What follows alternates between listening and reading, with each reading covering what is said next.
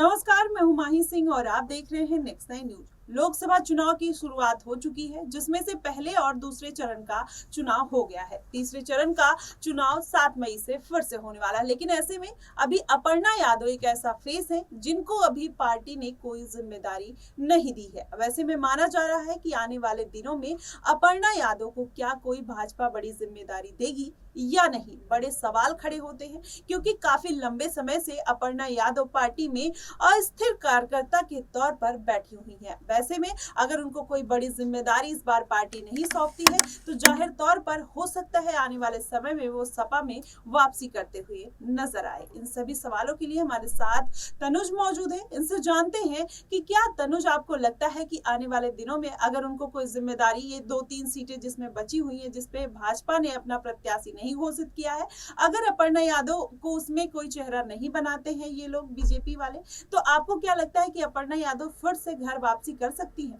बिल्कुल, देखिए रास्ते बिल्कुल पूरी तरह से माही जो है साफ है और कहीं ना कहीं अपर्णा यादव को भारतीय जनता पार्टी ने जब से वो बीजेपी में शामिल हुई है तब से बीजेपी ने कोई भी बड़ी जिम्मेदारी नहीं दी है। ना उत्तर प्रदेश का विधानसभा का चुनाव लड़वाया, ना लोकसभा का चुनाव लड़वाया, और अब दूसरी बार जब उनके रहते हुए पार्टी में लोकसभा का चुनाव उनके सामने आया तो ऐसे में अभी तक कोई भी बड़ी जिम्मेदारी अपर्णा यादव को देते हुए नजर नहीं आई है।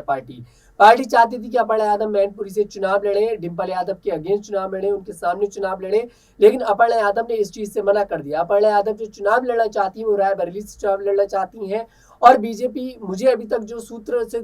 खबरें लग रही हैं, बीजेपी को भी मूड में नजर नहीं आ रही है उन्हें रायबरेली से चुनाव लड़वाने की, क्योंकि इसके कारण दो हैं। प्रियंका गांधी रायबरेली में, पहले देखिए गांधी परिवार का बहुत बड़ा गढ़ माना जाता है रायबरेली के लिए, और प्रियंका गांधी जो है वहां से चुनाव लड़ने की उनकी खबरें सामने आ रही हैं। ऐसे में प्रियंका गांधी के सामने अगर अपर्णा यादव को चुनावी मैदान में उतारा जाता है तो मामला कहीं ना कहीं फीका नजर आता है माही। तो बीजेपी जो है एक स्ट्रॉन्ग कैंडिडेट रायबरेली में उतारती नजर आएगी, और बीजेपी ऐसे में अपर्णा यादव को एक स्ट्रॉन्ग कैंडिडेट नहीं मान सकती, क्योंकि कभी भी अपर्णा यादव ने उनके सामने देखिए ना तो कभी चुनाव लड़ा है और ना ही कभी जीत तो तब वो दर्ज करेंगी जब चुनाव लड़ने का उनको मौका मिलेगा। वही मैं आपको बता दूं, जब अपर्णा यादव सपा में थी तब भी वो चुनाव तो लड़ी थी लेकिन वो जीत दर्ज नहीं कर पाई थी, तो कहीं ना कहीं बीजेपी उन पर पूरी तरह से भरोसा नहीं जता पा रही है। वही मैं आपको बता दूं, अब अखिलेश यादव अगर अपर्णा यादव को देखिए शामिल तो करना चाहते हैं पार्टी में, और अपर्णा यादव भी जाना चाहती है, लेकिन अपर्णा यादव अभी भी इस ख्याल में बैठी है कि कहीं ना कहीं बीजेपी उन्हें एक अच्छी जगह से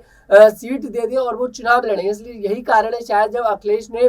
कन्नौज सीट से अपना नामांकन दाखिल करा तो उस दिन अपर्णा यादव बोलती नजर आई कि ठीक है, कन्नौज सीट से उन्होंने अपना नामांकन तो दाखिल कर दिया है लेकिन जीत दर्ज नहीं कर पाएंगी, क्योंकि अब सभी सीटें समाजवादी पार्टी के हाथों से फिसलती हुई नजर आ रही हैं। ये बयान अपर्णा यादव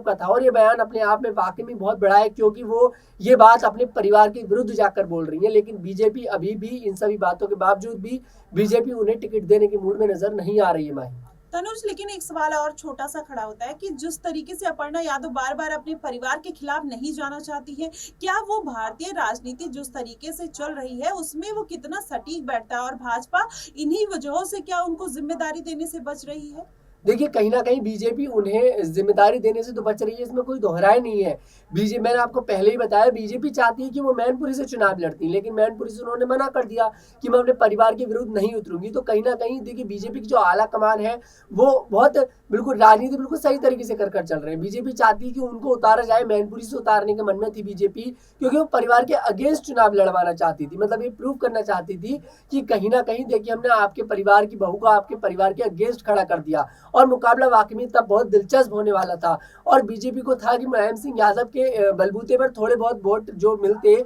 वो कहीं ना कहीं मैनपुरी से अपर्णा यादव बटोर सकती थी, बाकी वोट प्रधानमंत्री नरेंद्र मोदी के चेहरे पर मिल जाते, लेकिन अपर्णा यादव ने कर दिया वहां से मना। ऐसे में अब बीजेपी उन्हें जिम्मेदारी देने से बचती हुई नजर आ रही है। हालांकि देखिए अभी भी कुछ सीटें ऐसी हैं जैसे कि रायबरेली हो गया, केसरगंज हो गया, इन सीटों पर बीजेपी ने अपना प्रत्याशी नहीं उतारा है, और खबरें तो ये भी आ रही हैं कि बीजेपी केसरगंज सीट से कहीं ना कहीं अगर मौका देती है तब अपर्णा यादव को मैदान में उतार सकती है, क्योंकि आप सभी को पता है ब्रिजभूषण के ऊपर यौन उत्पीड़न जैसे मामले दर्ज है, उनके ऊपर केस चल रहा है कोर्ट में, और बीजेपी अगर वहां से किसी महिला को उतारेगी तो कहीं ना कहीं वोट बटोरने में थोड़ी आसानी उसको होती नजर आएगी। तो कहीं ना कहीं बीजेपी चाहती है कि उनको केसरगंज सीट से बीजेपी एंड टाइम पर मौका देती हुई नजर आ सकती है। जी बिल्कुल, जिस तरीके से आपने बताया, और ये बहुत सही बात है कि हो सकता है कि अगर कैसरगंज से बृजभूषण शरण सिंह को मौका नहीं मिलता है तो अपर्णा के सेकंड चांस बनते हैं। लेकिन अब ऐसे में अपर्णा जाहिर कर चुकी है कि वो प्रियंका गांधी के खिलाफ चुनाव लड़ सकती है, लेकिन अब भाजपा उनको मौका देगी या नहीं देगी, या फिर से वो जिस तरीके से इतने समय से पार्टी में बैठी हुई है, आने वाले समय में फिर से वो नॉर्मल कार्यकर्ता के तौर पर